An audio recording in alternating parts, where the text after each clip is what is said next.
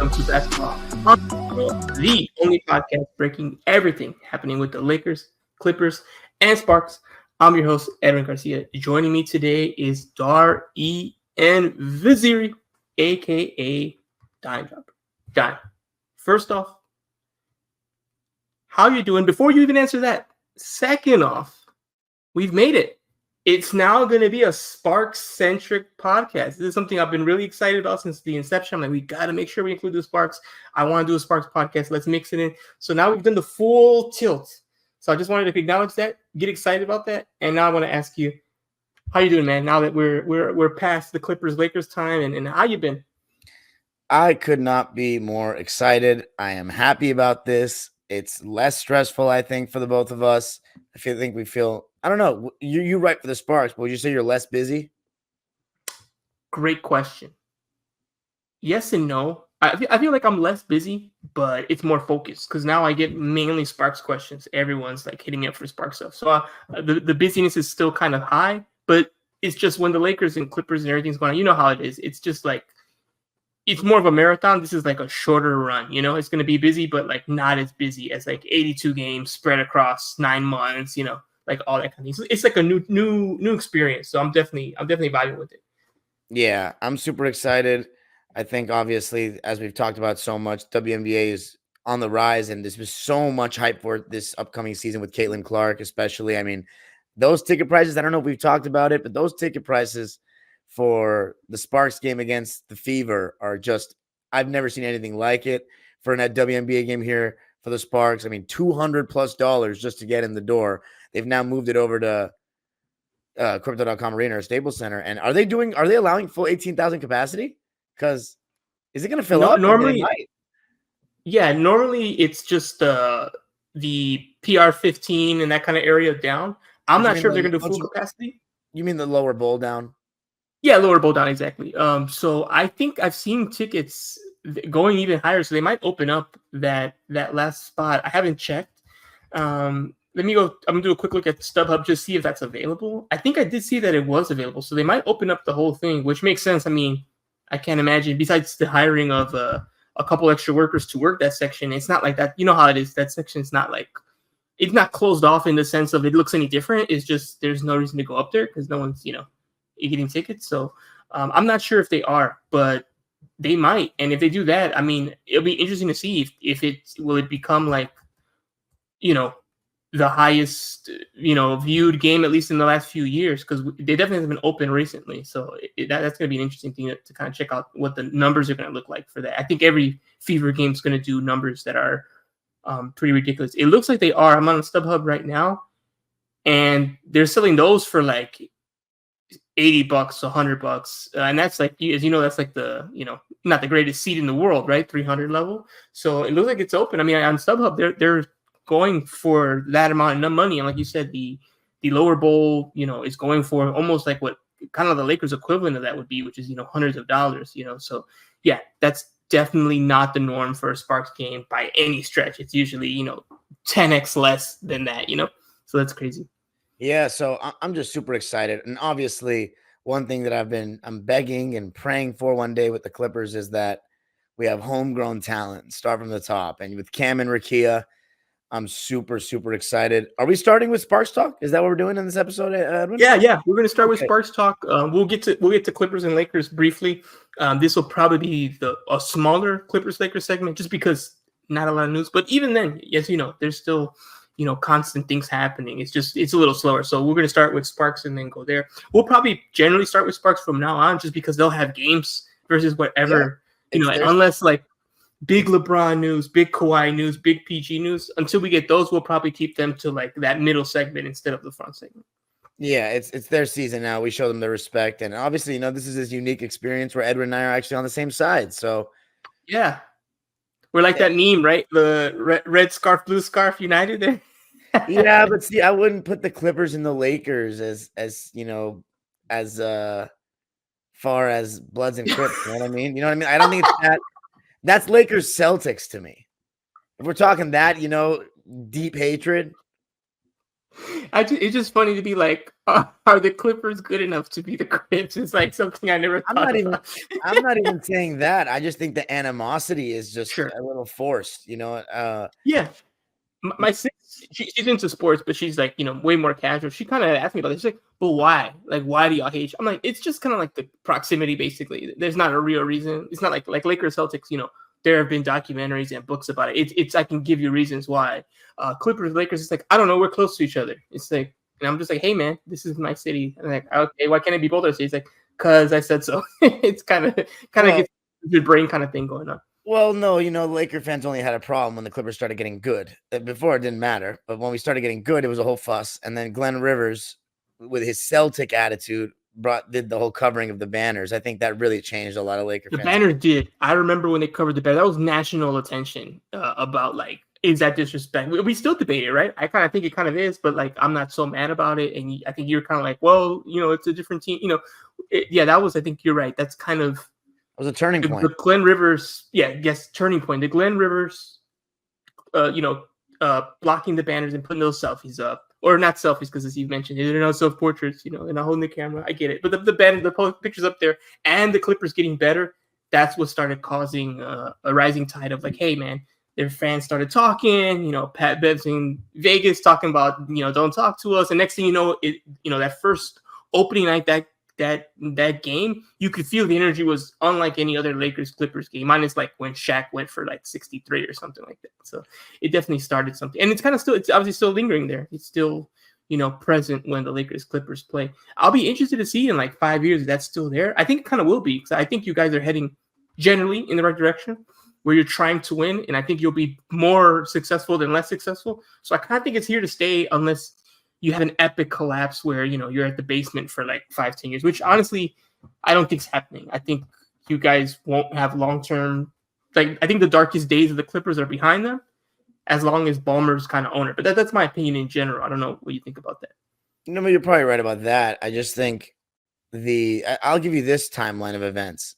I think it all began with David Stern vetoing the CP3 trade, and then we ended up getting Chris, because I don't think the Laker fans felt too much animosity towards the Clippers necessarily for that, but just mad that was a thing. That, Chris Paul should be here.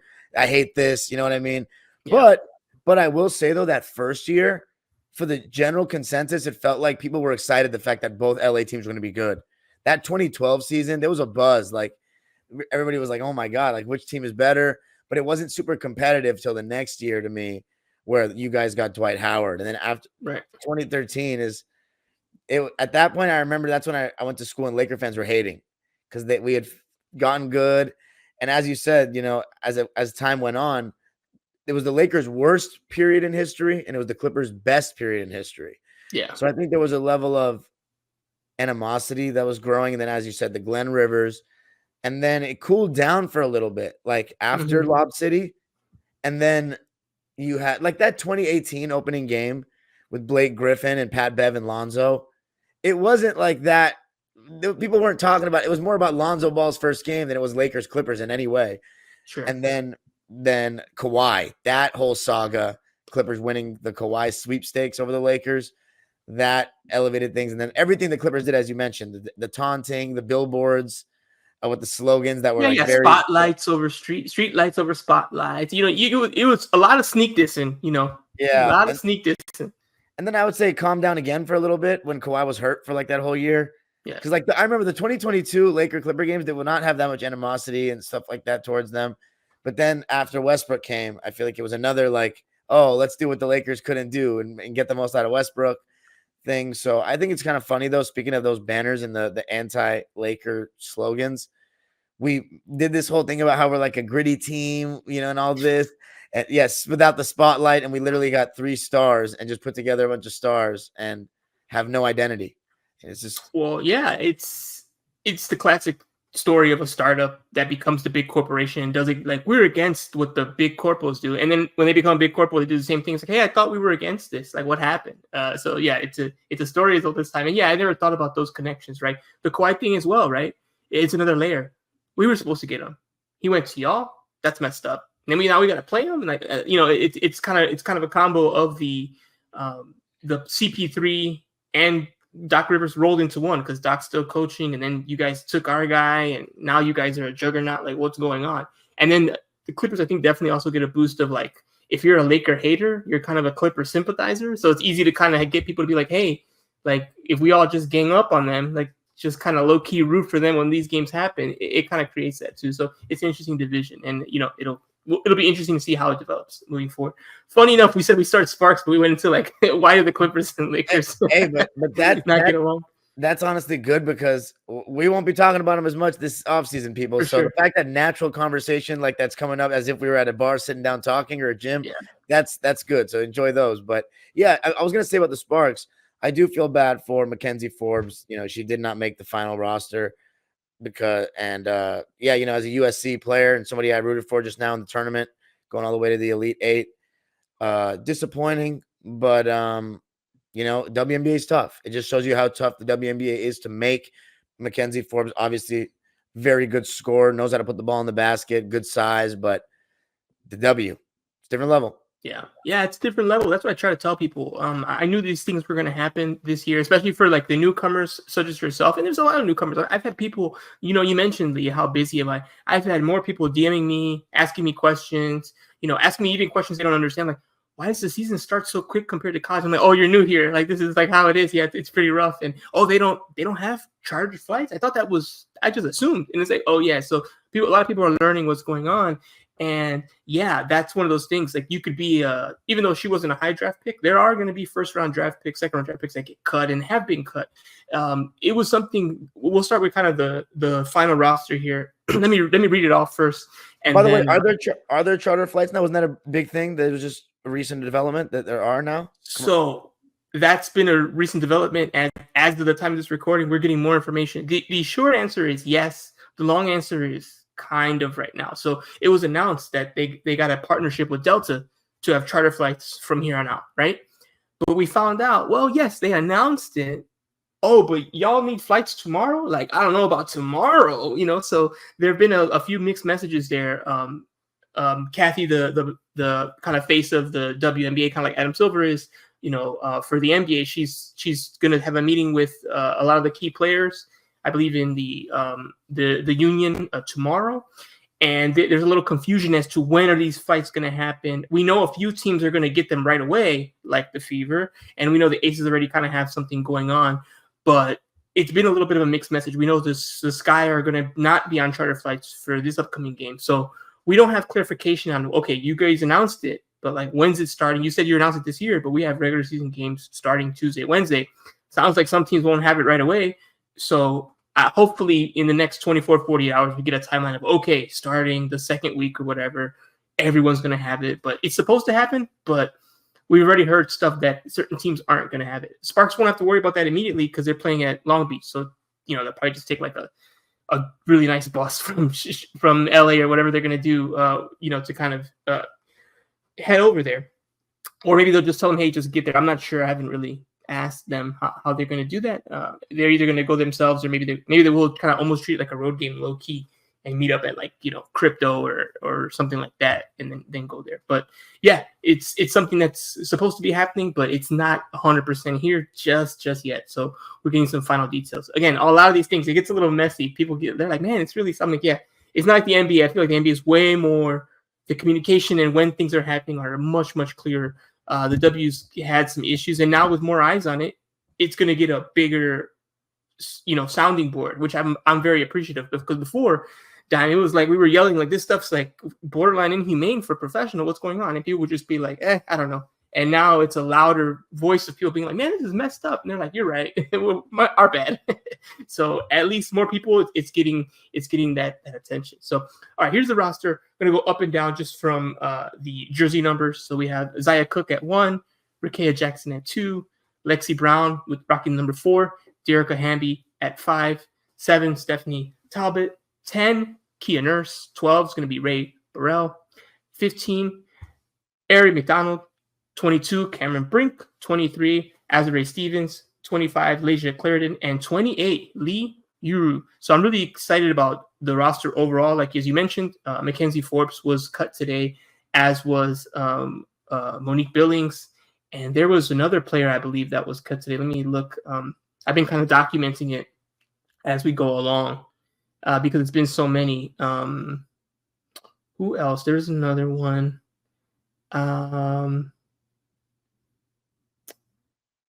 Nia Clouden was also cut. So yeah, that's the final ones. And yes, I want to kind of highlight Mackenzie Forbes is kind of like not the example, but just like the standout one. And I think the reason it's a standout was like you said, USC, a lot of California love for her. People were pulling for her at a media day when like the mics were off and we were talking. That's the player everyone was like, man, I hope she makes it. You think she's gonna make it? And we all were like, it's borderline.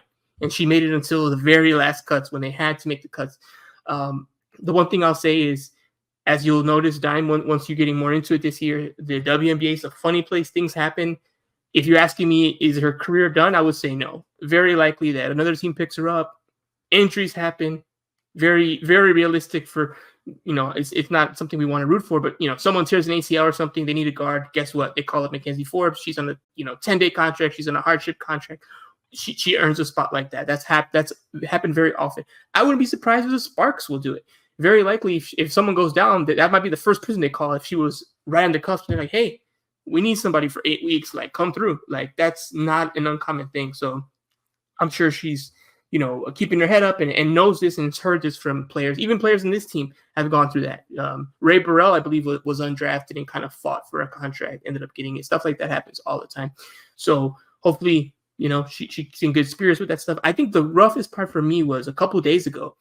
She missed her USC graduation because she was at training camp. And they did this whole thing where they like kind of celebrated her with the Sparks and they dressed her up and kind of had fun with it. And in the back of my head, being cynical, I'm like, man, I hope she makes the team if she missed her graduation, dude. Because like if you missed your graduation, you get cut like 2 days later. And lo and behold, unfortunately, that's what happened. I'm like, damn. And like you said, that's the job of a professional. That's the WNBA. I wish they would have let her go. Maybe they didn't even know, right? They might have been tossing and turning until the last second. I don't think they were trying to do her wrong. But I'm like, man, it's kind of messed up. You were celebrating her like, it'd be like if I told you happy birthday and then I break up with you the next day. It's like, damn, like that's kind of like, could we have done this better or something? Maybe we couldn't have. I don't know. But yeah, that was unfortunate. That was probably the one for me that hit me this year. Last year, there was a couple players I really wanted on the team. And again, it's just another thing that the WNBA needs to work on. Expansion, which is happening in the next coming years, and roster expansion. Get it to 15 players, and then you probably don't have to make that decision. You can keep her. You can develop talent. You know how this thing is. She could grow into a star in the right, the right setting. So I definitely think the 13-player, 12-player, actually I think it's 12-player roster is too small. I think get it up to 15. I'll be kind of happy with that. But we're probably a couple years away from that. New CBA deal coming up in the next couple years. So hopefully in that they can fight for, hey, give us a couple more spots. It's a little too slim right now. Any other thoughts on Mackenzie getting cut before we kind of jump into a little bit of the preseason games and kind of preview opening night here? I think we covered it all. I think, as I said, I hope something works out for her and she gets a spot in the W. As we talked about, it's just such a tough league, the best of the best. But I really do hope she finds her spot because fight on, baby. And she paid her dues, part of a good USC team. And deserves it. And that's awesome to hear that everybody was rooting for her like that. I want to say one thing about the roster, just looking at it on paper, only one player over the age of 30, and that's Laisha Clarendon. So we're a young team. Mm-hmm. You got to love that. Yeah, absolutely. A young team, startup team. I'm going to make my prediction on the record tomorrow morning. So I'm giving myself until the last minute, like the Lakers. I'm going to predict literally every game, and I'm going to document it, tweet it out. People can bookmark it. I'll bookmark it. Like, look, this is what I said before any basketball was professionally bounced. This will be the record. I'm curious what I'll come up with because they're a young team, so I think probably be a lot of losing, a lot of learning. But I don't know if it's my optimistic side, but I just feel like they might be a little bit better than people are going to give them credit for. I think they have a lot of talent. They have a couple potential stars and top draft picks. They have Lexi Brown, who I think she's due for a career season as long as she stays healthy. So I think they might surprise people. They're very well coached. Kurt Miller knows what he's doing. You're going to really like him as a coach, Dime. He's like right up your alley. Super passionate, super fiery, very intelligent, incredibly cerebral, and he gives great answers when you ask him tough questions. He doesn't shy away from answering why he went with a certain lineup or what he could have done, or you want to talk X's and O's with him. he's not afraid to get into that stuff. So I think you're gonna like all that from him. And I think all his teams have improved exponentially year after year, and he's almost made the playoffs all the time on deep runs. So I feel like this might be the one that actually they might actually have a better record than last year, even though, like you said, very young team. We'll see. But either way, I think people are in for it. I think people are. I mentioned it on my for Silver Screen and Roll. I wrote like a big feature, kind of previewing the whole thing. I said the most important thing might not be wins and losses. It might be development of Brink and Jackson. That might be the most important thing. Something to keep an eye on more than the W's and L's. But I think they can probably do a little bit of both. So I'm very curious to see how that kind of goes down. In terms of preseason, we'll keep it tight because, again, we're kind of done with it. So might as well just focus on what's to come. But Sparks won both games. They beat the Storm 84-79, and they beat the Mercury 98-85. Overall, I really liked both games. I feel like they're pretty much kind of establishing a hierarchy there. It looks like the starting five is going to have a bit more of the veterans in it. It looks like McDonald's probably going to be the backup. Cook's going to be a backup, most likely. So I'm very curious to see what the starting lineup looks like for game one here coming up on Wednesday. But I think it was good. I think they competed well. They seemed ready. Almost, they played it a little bit more like a regular season game. At least I think. We will see how it looks on Wednesday. But to me, it seemed like they played it kind of serious, played it like a regular season game, which makes sense. They only had 2 of them. So in the NBA, we have I think 5 more or less. So there's a couple you take kind of serious, a couple where your stars only get a shift or they miss out, right? They kind of pick their spots to kind of, what's the point? They don't need to warm up, in 5 games when they have 80 something and all that. With the W, it's just a lot shorter of a season. So is preseason. So they kind of take both games serious because there's not that much time to kind of play around with stuff. So it's more about getting training camp together and going quick. So I'm curious. Yeah, so it was Nurse, Brown, Clarendon, Brink, and Hamby was the starting 5, and I believe, they went with the same 5 both times. So I'm assuming they're going to go with the same 5 again here in opening night. So let's go ahead and kind of just talk a little bit about opening night. Then we'll do the game predictions and all that at the end here. But just opening night, it's going to be Sparks against the Dream. That's on Wednesday, and it's going to be a Walter Pyramid, which is one of the reasons I have the background too here. Just wanted to switch it up a little bit and have some fun with it. I'll be there, so I'm going to be at Long Beach. I think I might actually, this is definitely inside baseball, but I think I might do the whole shoot around. It's early, 11 a.m. or something. I think I might just go there early as heck in the day and just say, you know what, I'm living out here in Long Beach for the day. Let me do the pregame, let me do the postgame, let me do the shoot around and just kind of hang out there. Try to beat the traffic too. Go at 8 a.m. and just be like, hey, I'm out here, I'm writing. I got my laptop, let's do it. So it's really curious. I've never been there. I believe we talked about it before, Don. You haven't been to Long Beach University, right? No, yeah. So I'm curious how that's going to be. I've already gotten the itinerary for hey, go to this parking lot and you go down this hallway and here's where you go. So I'm like, okay, cool. I've been to as just similar to you, I've been to a lot of the California, stadiums. I've been to Galen Center. I've been to UCLA's pavilion over there. I've been to Crypto, so many times, right? And SoFi, things of that nature. But I've never been up there, so I'm curious to see, what the capacity is like. I know it's about 5,000-6,000, so it's relatively small. Is it packed? Are they going to have trouble packing it because it's not centrally located? For those who aren't from here, think of LA's here, and then Long Beach is way down this way. So it's it's a mission. Can you do it in a day? Yeah, but you probably need a really good reason to go to Long Beach because you're probably an hour and a half away from it. So you maybe have a friend, it's a big party, a festival. You're not just gonna go in half an hour like you will, let's say, to downtown LA or to Santa Monica or something. You're probably 30-45 minutes out. You're probably not 30-45 minutes from Long Beach unless you live in Orange County. So, and that's a whole different side of the Southern California area. So I'm curious how that's going to work. So that's Sparks' dream. Yeah, Dime, how are you planning on watching it? What's going to be your setup here for this opening night game? Well, I won't be there because that drive is insane. I checked it at a time that I would theoretically be going to Long Beach, and it was almost 2 hours, Edwin. Yeah. So yeah, definitely not happening, sadly. On Wednesday, the game is at what time? Oh, here, let me pull it up. It's at 7:00, so kind of a standard time. Well, I will be I have a practice to coach from 7 to 8 o'clock, so I guess I'll be trying to catch it after. But worst case, I'll just record it and watch the whole game after, at night or whatever. But man, I'm excited for this one. A couple of storylines. You have Jordan Canada playing against the Sparks for the first time since she has moved on, and then Ari McDonald playing against the Dream. Oh yeah, that's right. Yeah. We got we got Ari playing against the Dream. That's right. I forget that. That's where she was last season. Apologize for mispronouncing her name, Ari McDonald. Oh yeah, don't worry. That's one of the ones. Her name I always get in trouble. I'm not sure why I know it, but like every time I ask a question, I'm like, oh my god, wait, Ari, like, oh, I'm messing it up. So yeah, that one's my Achilles heel. I have to train myself to not do it. For some reason, I just get them mixed up too. It's one of those ones that I have trouble with.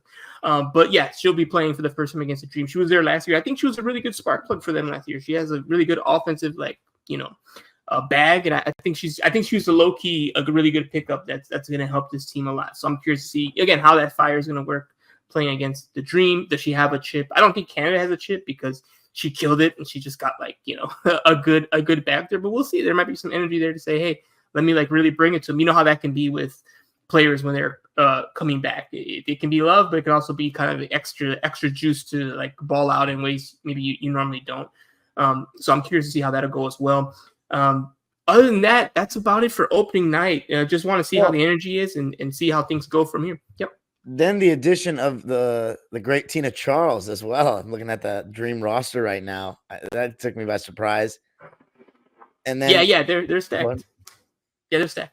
And oh wow, you're saying they're stacked. So I mean, because last season they were 19 and 21. Now they have Jordan Canada, Tina Charles. I mean, do you think? I mean, are they big time favorites over us? Big time is probably strong, but I think they're favored. Let me see my rankings. I ranked kind of all the teams. I think I did have them making the playoffs. They have Amir Coffey's sister, right? Nia Coffey. Yeah.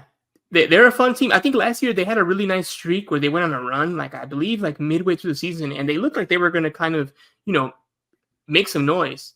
And I have them right near us. I think I have them ranked just below the Sparks in terms of the end of season rankings. So they're neck and neck, but I would probably I think the homer in me would give them the slight edge, but Vegas probably has them. Well, Vegas might have them the favorites actually because they're at home, but it's probably 2-point favorites or something that's just kind of taking into account home court advantage. But no, yeah, I like the Dream. I think they have a good squad. That's a good question though. Do you think Amir Coffey is going to be at the game? I bet you he is. Ooh, yeah, I would say yeah. You're right. I think Coffey's going to be there. Even at the pyramid and all that, it's still like you said. For them, that's less of a problem. They can they can get chauffeured or something. Also, Amir Coffey. You know what I mean? He's not. You got to really like basketball to know who he is. But I'm excited for this game, man. I'm excited for this game. The debut of Cam and Rakia, and hopefully a long and a successful career as Sparks. Yeah, I'm excited for that as well. It's first time now. It's real, right? They've had some good moments in the preseason, but now it's real. It's legit. For those wanting to know, hey, how do I watch these things?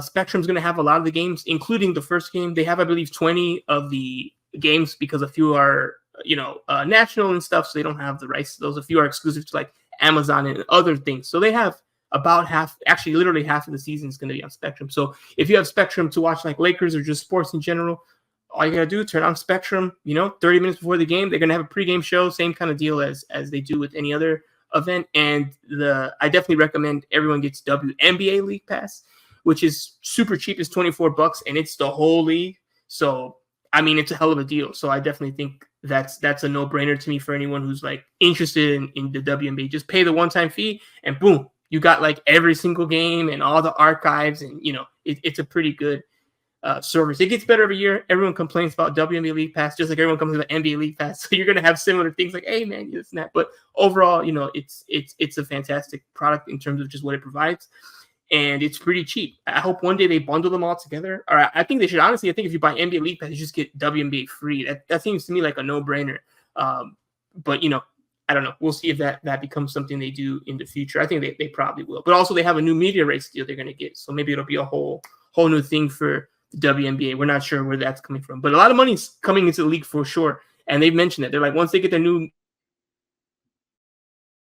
a lot of the problems we have now are going to be dead, which is exciting. But all right, we'll do predictions for at least the opening games in a little bit. But right now, I want to just jump into a little bit of Lakers and Clippers before we, kind of pivot back to Sparks.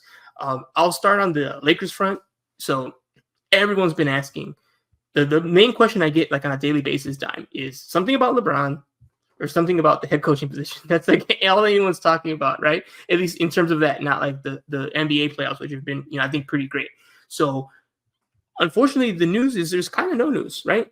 There's a few names that we've heard of, lead assistants from the Nuggets, lead assistants from the Wolves, JJ Redick, but no, don't start. We're going to have plenty of time for that later. But technically, they have not interviewed anybody. They have not asked to interview anybody. I do believe, my opinion, I'm not reporting, I do believe in the next 24, 48 hours, they will begin to start asking. So they're going to get this process going. But at the time of this recording, Monday night, it's been kind of nothing, which I think is actually, to me, it's a good sign. Take your time. Big decision. It's important. You don't want to rush it. The Suns doing what they did, firing their coach and hiring Budenholzer for 5 years within 24 hours. Like, I don't know about all that. You know what I mean? Like, could you have interviewed one other person, thought about it for a second? I don't know. But again, I think that's more of a sign of where the Suns are right now and that's what I didn't want to see. I don't like, unless you're picking a no-brainer coach, I never like, a quick process. It better be baby Phil Jackson if you're not like even interviewing other people. So for me, I like what the Lakers are doing. Taking their time. They're looking at some candidates you might not like. They're looking at some you might like, and they're going to kind of see where things are going. Dime, I see you chomping at the bit to get in here, so go ahead. Bring back Vogel. Is there any campaign for that? I haven't heard any campaign from fans. The murmurs I've heard is neither side is interested. So I think we're kind of, I don't know if that's because they just like, look, it didn't work. I don't know if Vogel's a little bitter, but it seems like no one's really interested in that. Vogel should be bitter when they fired him before the game ended. I mean, yeah, I wouldn't want to go back to Rob Pelinka and Genie after that. But yeah, what? I'm not sure if I want to talk about that. So yes, they did do that, but I think it was a little sloppily done. There was some media stuff that I wasn't a fan of how that went down. I feel like that's more on them than it is on Vogel and Genie. You mean Pelinka and Genie? Yes. But I will say, obviously, that information did leak out. I feel like the way it was reported was a little slimy, but that's a little backyard, behind the scenes kind of thing. But they did make that information a little bit known. So the idea, I'll just get into a little bit here. We'll see if anyone's going to listen to it. But the idea was for there to be an announcement and that kind of information the following day. But certain people decided, I'm going to go ahead and get ahead of it. And it got out kind of a little ugly. It wasn't their intention for him to sit up there and deal with that. And like that wasn't what they wanted. But hey, once you tell one or two people, guess what? It spreads. And at that point, what could they do? It was already information. But that was not their goal to be like, let's fire him at the final whistle and have him talk about it at his presser. So they were just as frustrated. But I mean, at the end of the day, they were going to fire him the next morning. So it was going to be quick. And I think that's why you saw them be so slow with Ham. They're like, we're not going to tell anybody. We all knew they were going to fire him. They're like, I don't know. We have to think about it. And they were like, we're just going to say that. And we're actually not going to, even behind closed doors, tell people that we're going to let him go because we don't want it to leak out. And if we don't tell anyone, it's kind of hard for that information to get leaked because it's not coming from anyone. So they kind of overcorrected, I think, taking like 4 or 5 days to fire him when we all knew that was coming, right? So yeah, that's a good point you make. The one thing I will say, I guess there is one thing that Vogel could be mad about is that, they kind of forced Russ onto him. That clearly wasn't somebody that he wanted to incorporate. So that's something, maybe he just wants to be away from that. But yeah, we'll see. That's going to be something to keep an eye on, the Lakers coaching search for sure. Yeah, and again, with LeBron, nothing's changed. You're going to see 18,000 reports. Nothing's changed. He is, from everything I've heard, likely to opt out, but only to get more money from the Lakers. That's still the plan. So it's not really anything new. Obviously, when a player opts out, he's going to be a free agent. Any team that wants him can shoot their shot and say, hey, come here. We'll give you a bag, blah, blah, blah. So I'm not saying there's no chance he won't leave. If you opt out, you have a chance to leave, right? You would be totally free. it's just very unlikely at this point. Something would have to really change.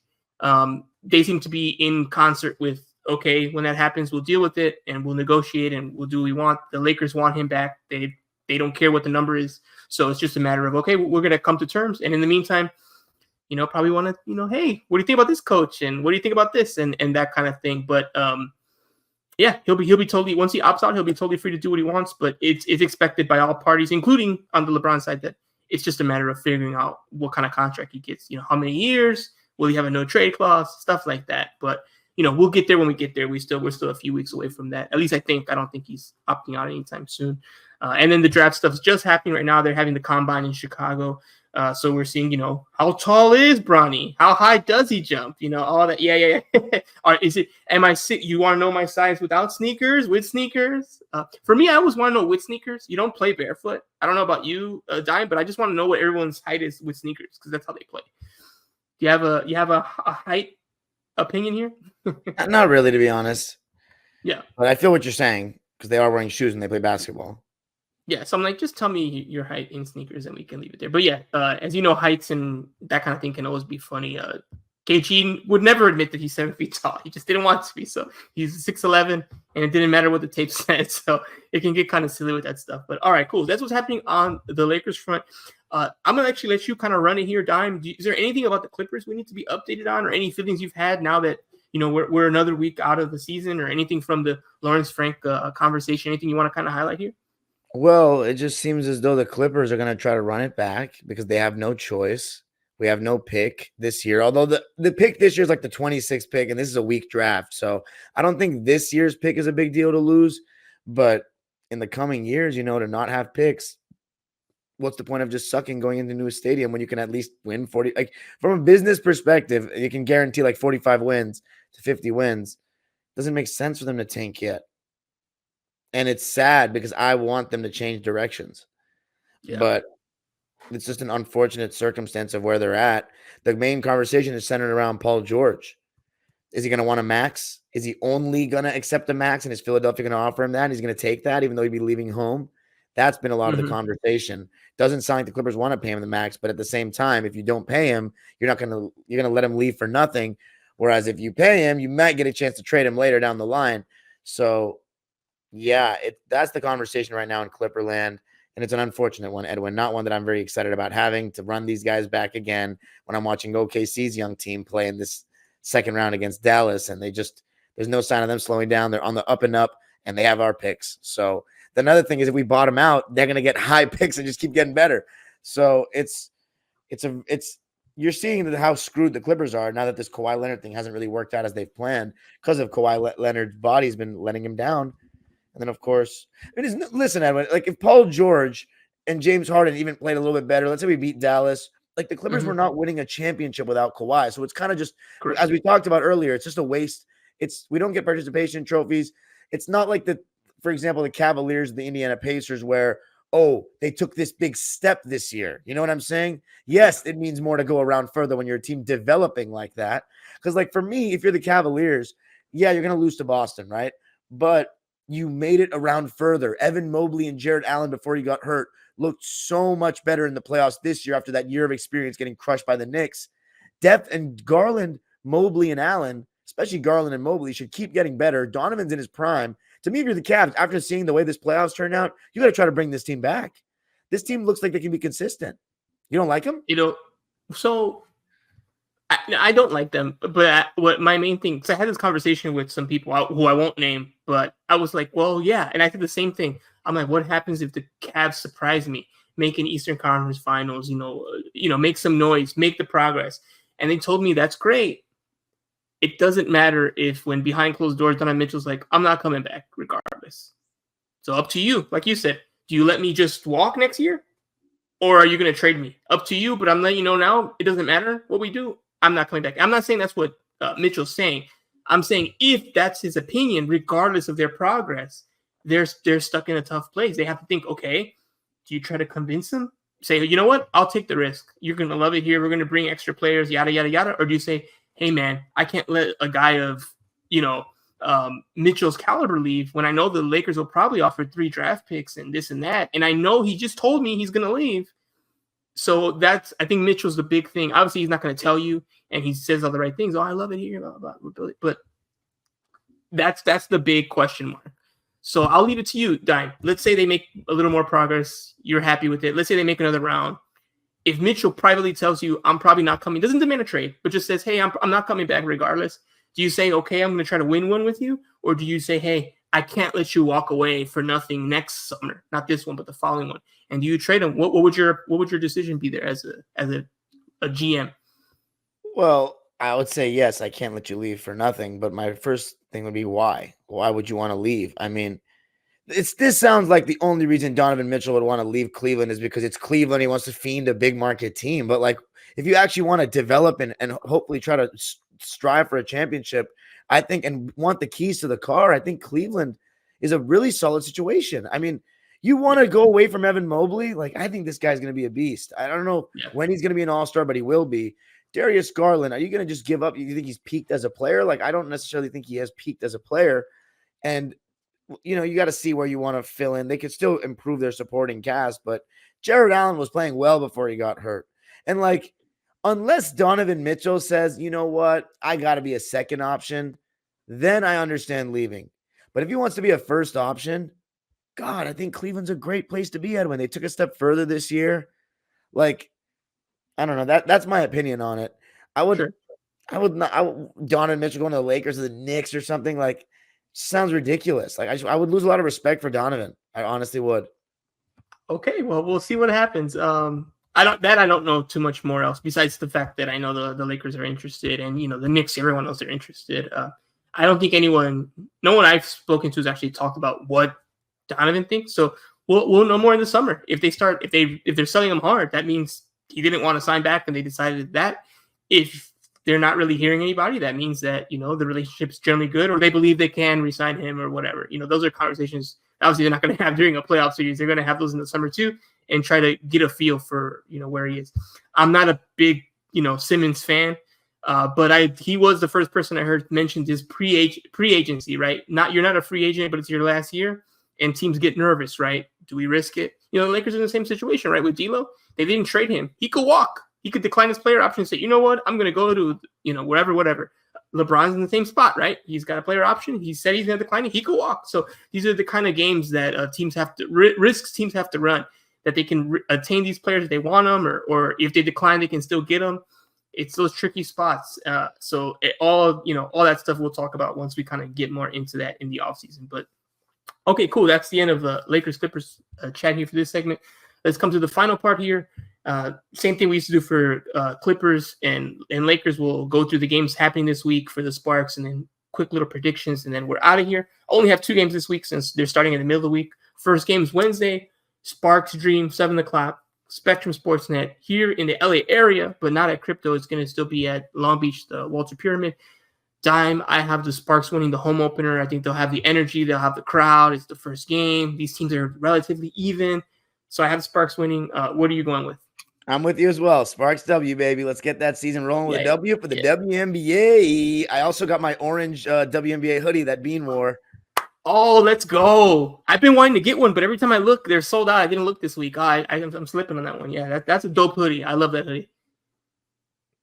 All right, so the only other game is on Saturday. It's going to be Sparks Aces, who are the back-to-back defending champs. I mean, they're about as juggernaut and super team as you get. And that's one of those ones that was kind of built, right? They did acquire players, but in general, the nucleus was drafted and there. So Sparks Aces, 12 o'clock, ABC 7. So it's like national game. Obviously, it's because it's the Aces as well, and that's how big that team is. So unfortunately, this one I'm going to have them losing. I mean, being the Aces would be incredible. They lost I think 10 games last year or something. It was something ridiculous. So they're always an absolute beast, and unfortunately, they're focused on three-peating here, and I think they're going to three-peat, and I think that three-peat starts with a win against the Sparks on this weekend. What do you think, Dan? No team has ever three-peated in the W, right? No, the Rockets did way back in the day when there was a lot less teams. The Comets. Kind of like the Clippers the Celtics when they got those championships before. So they went 4. They went 4 straight. But the league was different back then. Recently, there hasn't been anyone who's done it in like the modern era, if you want to call it that. The Comets. Yes. What did I say? Rockets? Yeah, Oh my god. it's And, okay. yeah, I No, love the honestly. comments too. I hope they come back, but they are I know not it's back. so sad that the comments were defunct. I still remember Tina Thompson. She was like my favorite player on the team. Yeah, I mean Cynthia that Cynthia Don Staley, I Cooper. believe, played for them too. Yeah, Cooper. Yeah, Yeah, but Tina Thompson was like the one that I got to see. I Yeah, you're right. underestimated. 4 chips in a row. That's wild. Right? Yeah. That was wild. Yeah, I think late '90s, early aughts. I just pulled up the Aces record because I was No, like, I think it was even better. Dime, do you know how many games they lost out of 40 last year? 2. Oh man, 6, dude. Wow. They Oh, lost wow. 6 games. They were on one. That's There's 34 and 6. That's just scary. I mean, you look at So yeah, their roster though. They're stacked down the board. Asia Wilson, who isn't she arguably the best player in the world? yeah. Okay. So Back-to-back then, MVP. She's won. No, she's won. The multiple MVPs. She's won multiple Defensive Player of the Year awards. All stars galore. Yeah, everything. yeah. I mean, you have Asia Wilson, Jackie Young, Kelsey Plum. At least we don't have a. Candace Parker was injured in the basically most of last season, right? But like Yeah, she's gone now. yeah, she's gone now. She's retired officially. Now she's like president of like Adidas for like the women's section. So she's killing it obviously with TNT and all that stuff. But yeah, that was Chelsea, another one. She was a monster when she did play. She was playing like a backup role, and she definitely was still starter quality, kind of like the Ray Allen thing when the Heels got her. But then she got hurt, so it didn't factor in. But they still won. So it was like, okay, that's how stacked they were. Yeah, it's scary team. Chelsea Gray as well. And then obviously, but I'm happy they don't have Candace Parker in the sense that what you just said, that was still so much firepower to have on that team. But yeah, I got us losing. They're just so good. And we're not there yet, but this is the beauty of this. It's development. And we get to watch this, and I'm excited for it. Yeah, like again, you want to see how you. I remember those games when the Lakers were like, before LeBron got there, where like you playing the Warriors was like, man, like let's see how we test against like the best of the best. And even when you lose, you're still like, okay, we saw some fight from these players, or this player balled out, and like it's that kind of thing. But and who knows? It's early in the season. If you're ever going to catch them slipping, it'll probably be early. Early or late is probably the best time to try to get this team. So hey, let's find out how good they are. They get blown out, we'll learn something. If they compete hard, we'll learn something else. So all right. That's it for games. Do you have something else you wanted to add there? I was going to say, and unlike the Lakers, hopefully we actually keep our young players for the long haul. Don't trade them for superstars. Hopefully. I mean, the Lakers still got a championship out of it, but I just really want the Sparks to develop and we build stars from the ground up because like our basketball teams are not that right now. Like, let's be honest. And it was kind of funny saying, I was having a discussion with somebody about this. I was saying how, remember we talked about how the 04 Pistons and the 2020 Lakers are like the only teams that their 2 best players are like not drafted either of them by that franchise. We were talking about how honestly conference finals teams, most of them, they have at least one of the top 2 players homegrown. It's even rare for that. And the Lakers and Clippers are 2 of the most recent examples. And then the Houston Rockets with Harden and Chris Paul was also one of those examples, but it felt like Harden was kind of one of Houston's own in his own way, Yeah, because he really got the opportunity he was looking for there, which was to start and to really be the cared for and focused on. It felt like in OKC, which is why he got let go, right? They didn't want to pay him the money. They didn't think it was worth it. Like that was a mistake. I think they'll admit it now, but they didn't admit it at the time. I was like, yeah, I always thought it was a mistake to let him go. I'm like, pay him the money. Like this team's great. Why would you break it up? You guys made a finals. Like, what are you doing? But you even look recently, man. Bam last year, and then the Jays on the other side for the East, and then in the Western Conference, Jokic, and then you were playing the Lakers. As I said, though, one of the exceptions, the recent exceptions. The year before, Luka's Mavs against Curry's Warriors. These guys are the faces of their franchise. So it is interesting, and I'm hoping that the Sparks get some success with that. So that's all I want to say. Oh yeah, absolutely, and I think they will. They're more likely to kind of develop it, and I think there's a reason for that as well. Just even in the NBA, it's like you need the years of continuity and building a system, and you get that by having a player young, having them be a star, building around them. It's why even though KD kind of got trolled for the whole like super teams have been built but they don't win. There's a reason for that. It's hard to you can't just put talent together. It's not 2K. You can't just put 3 players that are 95 and above and win it all. They have to have chemistry. They have to have togetherness. The egos have to be out of the door. When you get 3 people who all think they're stars, it's hard to get the buy-in on the day-to-day, the grind of the NBA, the defensive responsibility. They don't want to do that stuff. And when you got 3 people who don't want to do that kind of stuff, you see what can happen. You can get under performance in big matchups because they don't have that buy-in, because they don't come from there. So I think that's definitely, it's the reason why that's a trend throughout history. And you can break the trend, but you're probably an exception to the rule. It's a rule for a reason. So I think the Sparks are building it right. We'll see how that goes. All right. That's the end of episode 29 of Basketball on Figueroa. I'm Edwin Garcia. That was Dart Ian Viziri, a.k.a. Dime Dropper. And we out.